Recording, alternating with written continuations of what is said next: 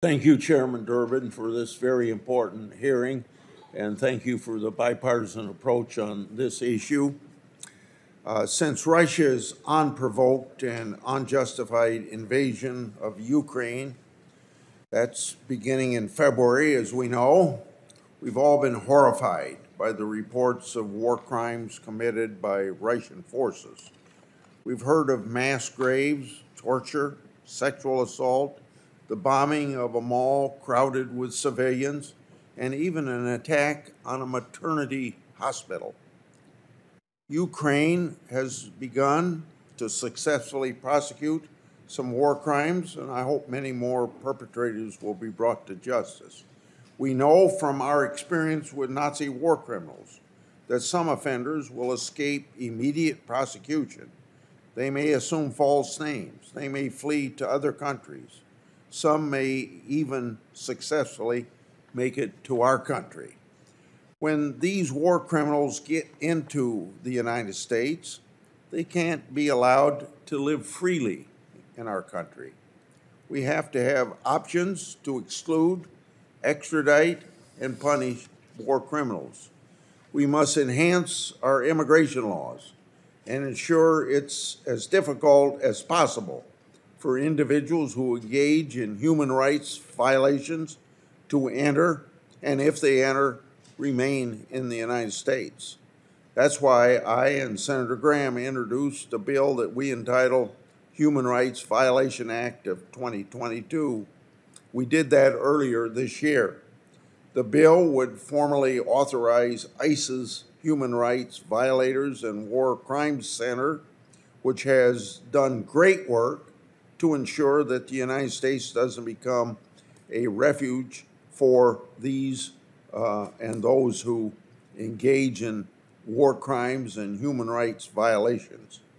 It also updates our immigration laws to include specific grounds of inadmissibility and deportability for persecutors and war criminals, and to better take account of non-state groups that engage in extrajudicial killings.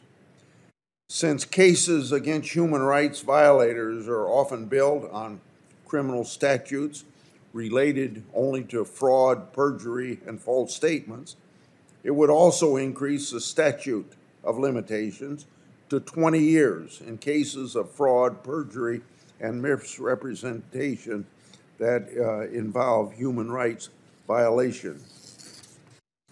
Finally, it would give the USCIS full access to criminal history records and authorize the Department of Homeland Security to assess fees to fund the visa security and national security programs within that department.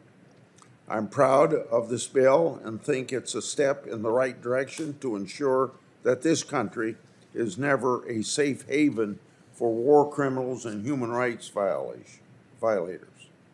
I look forward to working with my colleagues on the committee and in the Senate as a whole to advance this legislation.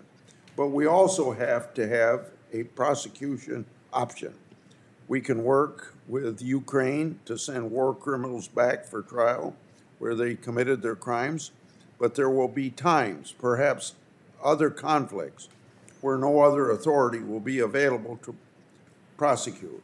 With Senators Durbin, Graham, Leahy, Blunt, Coons, I've introduced the Justice for Victims of War Crimes Act. This bipartisan bill narrowly expands the jurisdiction of the existing war crimes statute.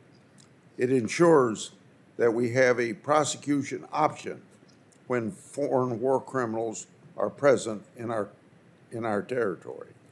This type of jurisdiction already exists for many statutes, including many terrorism statutes.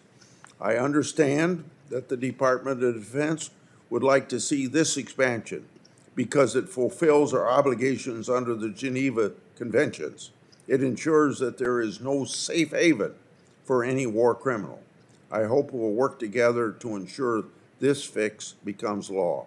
I thank all the witnesses for hearing today and look forward to our dialogue.